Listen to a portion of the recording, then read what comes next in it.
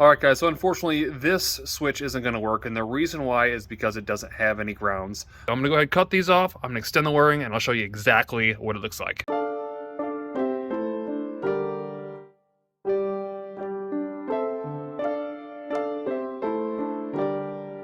What's up guys, welcome back to part 3 of our skid steer build. I'm happy to have you guys back. I'm excited to get this thing finished and to see what it looks like.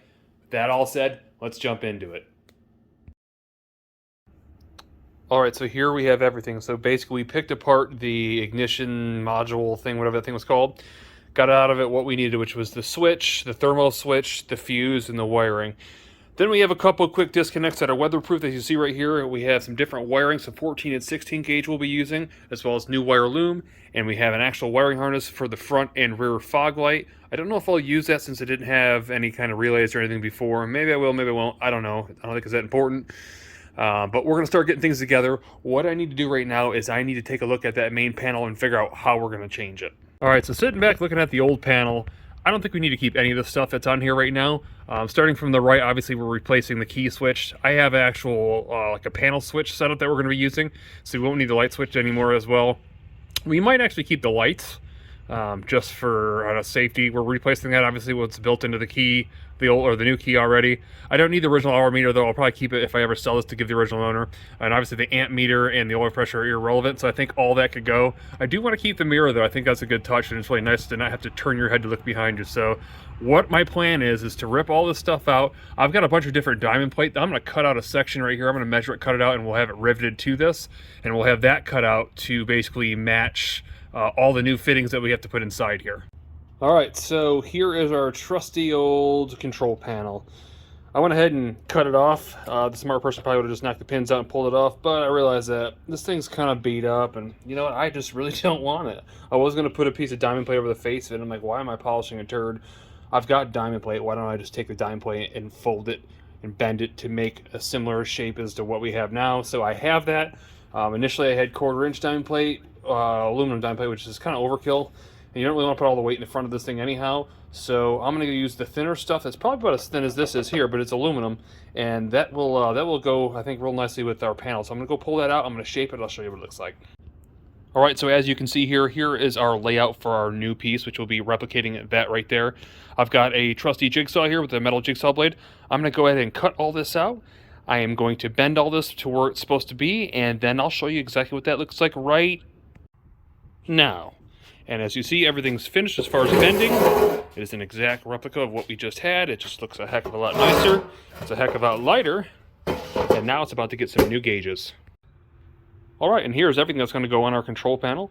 First thing you can obviously see is the key and switch, as long as with a thermal switch, and we have a fuse which will be hidden behind it. We have a fuse panel that will be able to separate all our stuff rather than running on just one simple fuse, and that will actually be on the inside back of this, so you won't see that. Keep in mind this does fold open, so it's accessible should you ever need to. Then we have a 3-gang switch, which is basically front lights, rear lights, and auxiliary fan. And then we have a tachometer / hour meter, which will allow us to obviously see the hours and see the RPMs of what the motor is running. So that's pretty much everything that'll be in that panel. There will be room for other things should we ever choose to add more gauges or anything else like that. And then keep in mind we have to put our mirror back on there as well. So I'm going to get all the stuff drawn out on there, cut out, and then I'll show you what it looks like all together. All right, so a little comparison of before and after. Obviously the before.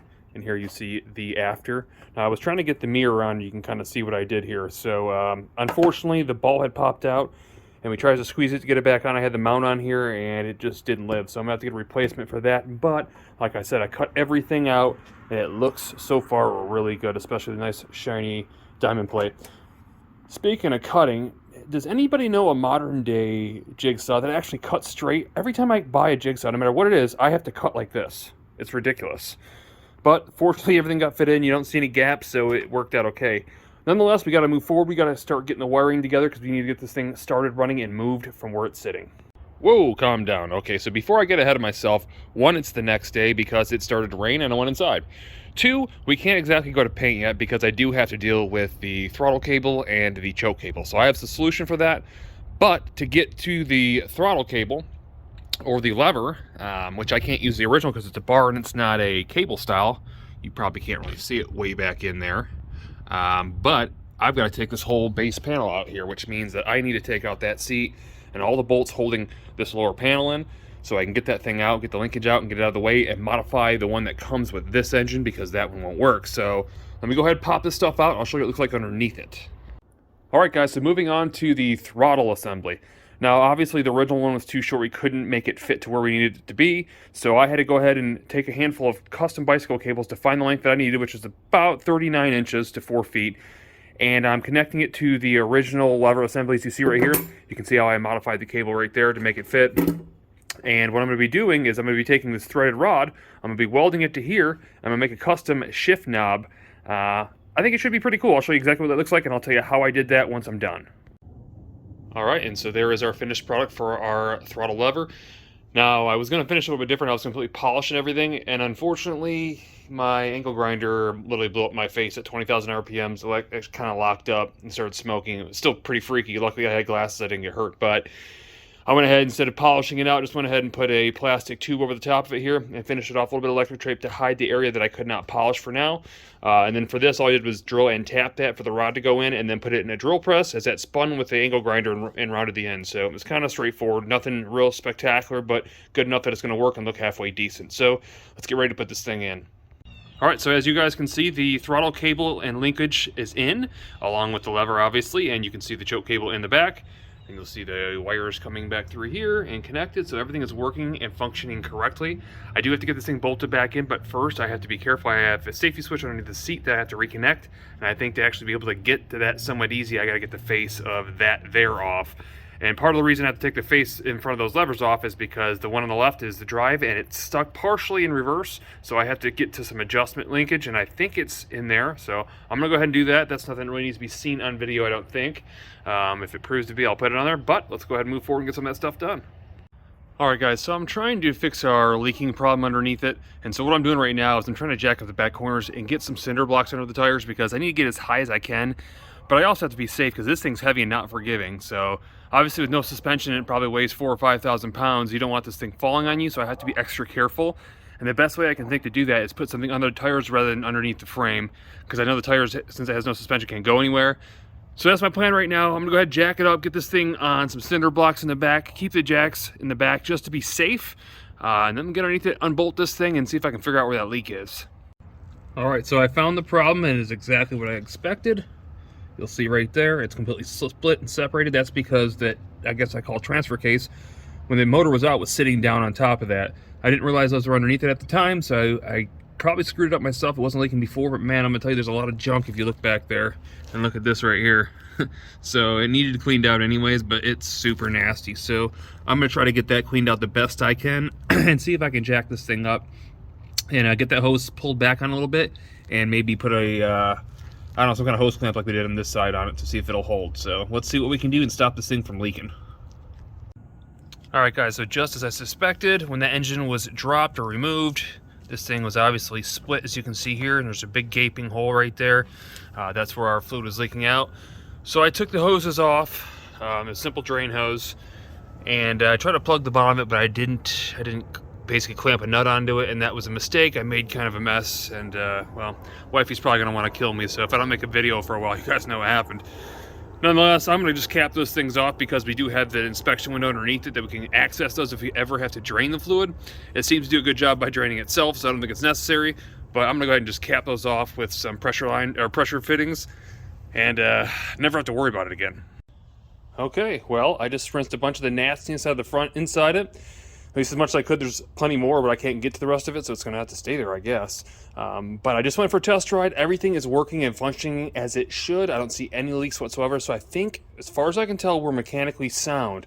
So what it's time to do now is move forward and work on the exhaust. Obviously, I can't leave the exhaust pointing this way at the gas tank, so I have one of the original exhaust pipes from the original engine that we're going to put right here, and we're going to run a pipe straight out of that, and then we're going to weld a grate on the back of this thing to protect all this, and cut a hole inside of it for that exhaust to come out. So let me go ahead and start a little bit of that, and I'll show you what it looks like.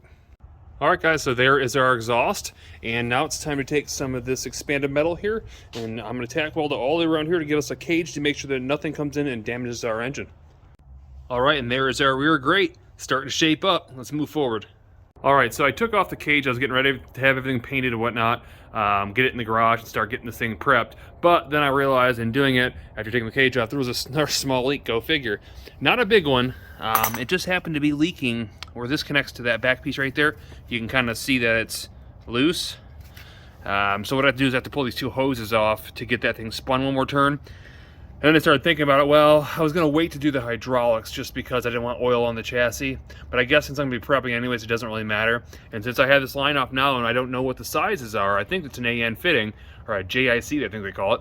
I'm going to bring it down and have all the lines made and just throw them on because I'm going to have to add more fluid anyhow. So if I'm going to do that, I might as well just do it all in one. So we're going to get that done right now.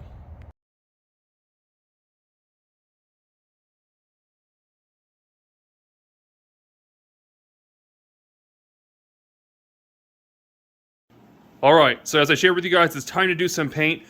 I want to put out a disclaimer right now, though, before we go ahead and paint this thing. I want you to know that this is at best going to be a 10 fur. And what I mean is it's going to look good from 10 feet, and then you're going to get closer and be like, oh man, I'm not sanding this thing down perfect, because I started to do that, and then I realized, why am I doing this? I am going to dig out dirt with this thing. This is ignorant. I'm wasting my time trying to strip all the paint off and make this thing perfect, and I decided to stop. So that said, this thing's an oily beast. There's going to be some fisheye and some random stuff from grease and everything else on it. I tried to clean it the best I could between pressure washing it, wiping it down with gasoline, sanding it, and everything else, but it's never going to be perfect. So I just want to put that out there from the start.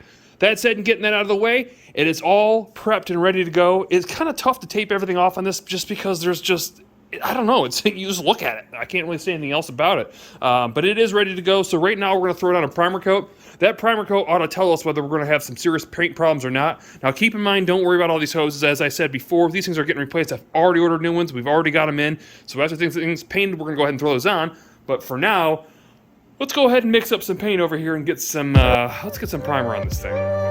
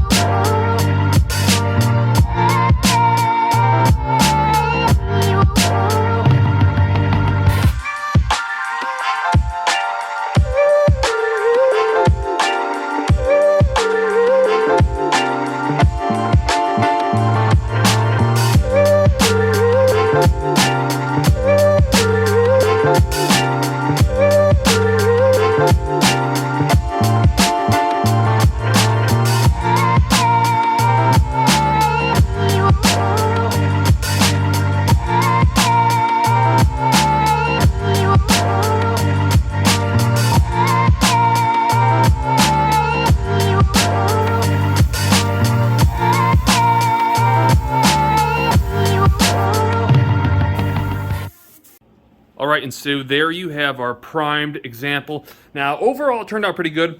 As I said, you're going to have a little bit of roughness because I didn't, make it perfect. I didn't plan to. I did kind of screw up in the inside. It's a little furry. I kind of gave up on the inside, I'm going to be honest with you. It was kind of like overwhelming. It was so dirty, and I was just like, the hell with it. And then it started snowing and raining at the same time. Good old Midwest, and I had to give up. So it's a little furry. I hit every single spot, though, with primer except for the back of those two latches, which I forgot. Other than that, everything was perfect. Everything laid really good. There had no fisheye. I'm really surprised. I don't know how. But that is the primer. So now what we're going to do is we're going to mix up our special color. You guys are going to laugh when you see this, but it's cool. Let me go ahead and mix that up, and I'll show you what it looks like. All right, and so again, moving forward, we're going to go do our base clear. And that color is going to be Sour Apple Green Metallic by Summit Racing. This is a similar paint to what we did on the stand-up jet ski, which is a single-stage urethane base and clear. Obviously, we're not going to do no crazy paint on a Bobcat, or a skid steer for that matter. Nonetheless, color reveal. Is that ridiculous or what? It looks like a 70s green sour apple. It's going to be wild looking. Definitely fun. Not going to be perfect, obviously, but it's going to be a fun build. Now, what this is going to entail is going to be something a little bit different from what we did on the primer.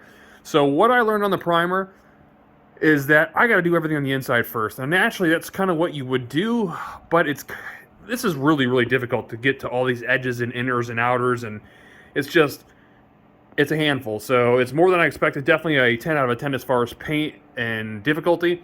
But what I'm going to do is I'm going to be hitting all the lowers on the insides, down and out of here, until I can get this completely done, and then I can just go over the outsides, because I don't want to get overspray as it's drying on the outside, whereas the inside clearly doesn't matter as much. So I'm going to go ahead now, I'm going to start mixing everything up, we're going to start spraying it, and we'll see how it turns out. Many unbearable hours later. All right, so there's our green paint. Now, I wanted to shoot some of the footage while I was painting. It was just too tough. I was trying it with the primer, and it was getting some runs here and there because I couldn't really focus on the picture and while I was spraying. There was just too many ins and outs to paint this thing, so I couldn't do it. I apologize, and a lot of people like to see that. Unfortunately, I could not provide that. However, let's take a look at the paint. Overall, the paint came out really nice. There's minimal runs whatsoever. There's not even much trash in it, which I'm surprised, next to the stuff that was already on the body. But let's go ahead and put a light on it. You can get an idea, if you can see that, of all the metallics in it. It's hard to pick up on camera, the color, but now you're kind of seeing that metallic sour green, where just here it looks like an old dirty green. It's actually a really cool color.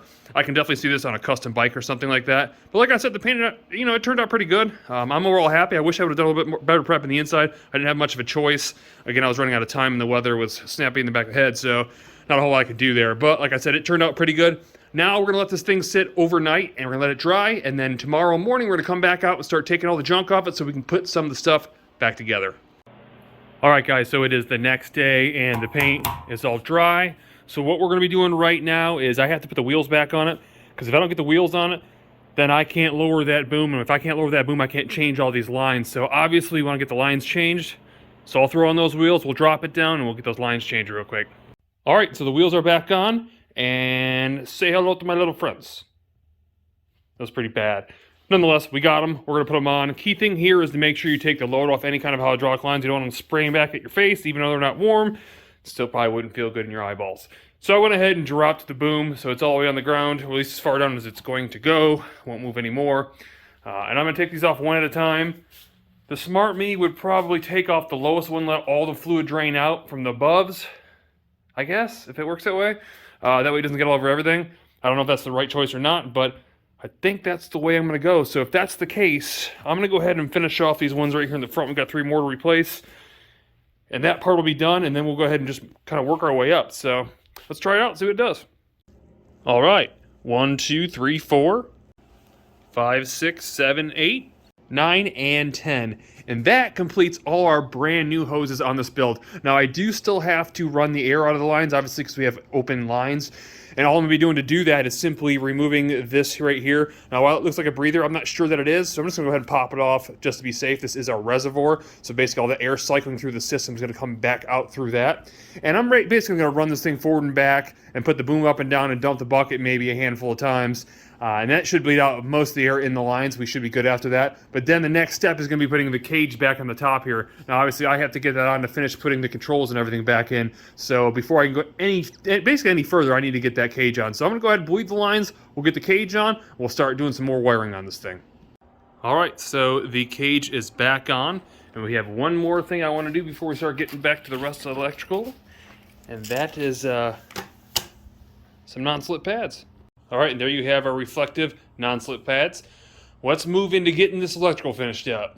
All right, so our first step for electrical is going to be getting our control panel back up and on, and obviously wired back in. It's just a few clips, but we got to get it mounted in and kind of run the wires so they are safe and not hanging, and they're not going to be destroyed by somebody hitting them and marring them with something. So, I mean, the more I look at this thing, the more it's a little too flashy for a skid steer, but it's still fun. Whatever, it is what it is. Anyways, I'm going to go ahead and mount that thing up. I'll get it wired in, and we'll move on. So as you can see, the console is in. We even added our brand new mirror. And what it did was I went ahead and took the wiring, as you can see here, and ran it all the way underneath here, straight down the back here, out the side, through the hole, and down to the plugs it's supposed to go to. And what I'll probably end up doing is where the fuel pump was connected back here, you'll see there's 2 bolts. I'll end up probably zip tying somehow or another the wires to that to make sure they stay out of the way and away from this muffler right here. But that's not it for electrical. We're not done yet. We do have another harness to wire. It's actually this one right here, and that's going to go to the rear fan, which will be mounted on the back viewing door here, as well as a rear light that will be mounted there. And we got 2 front lights to get mounted in the very front, and that will basically be the end of the wiring. All right, so there is the front lights. Might want to watch your eyes because this is about to get real. Okay, yeah, that's okay. So yeah, that's like I said, this thing is it's way too elegant to be a damn skid steer, but it's coming out. There is the rear right there. It's the matching rear. This one's actually from Harbor Freight. I've had the other 2 from the old skid steer from years ago as backups, but they were never used. So this is going to be a matching rear, though. It looks identical to them. I got a little bit different wiring on this one, though. It's got a plug, and it's too big to drill through this plate. So I got to try to run it to make it look halfway decent, but also be protected so it doesn't get hurt. So I'm going to run that now. And then again, we got to hook up our fans. So let's keep going.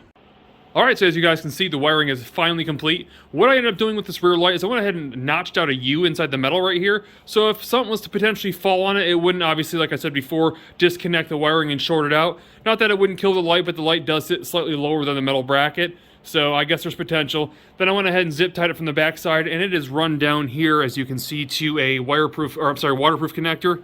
And then we have another waterproof connector running over here that goes all the way over to our fan. So now our wiring is finally complete. There's only one thing left to do to this setup, and that's put a seat in it. Let's get to it. All right, guys, so the skid steer Project Wally is finally complete, and I gotta say, I really like the way that it turned out.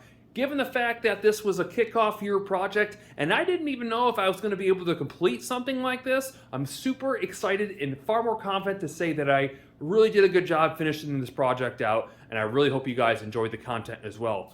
If you guys are into this type of thing, custom builds, definitely click that subscribe button because we got a bunch of new content coming out for 2023 that I really think you're going to like. Speaking of like, if you guys did like this content, definitely click that thumbs up because it definitely helps the channel grow and bring you more content. That said, I appreciate you guys coming and checking out the video and all our content that we have, and I'll see you in the next one.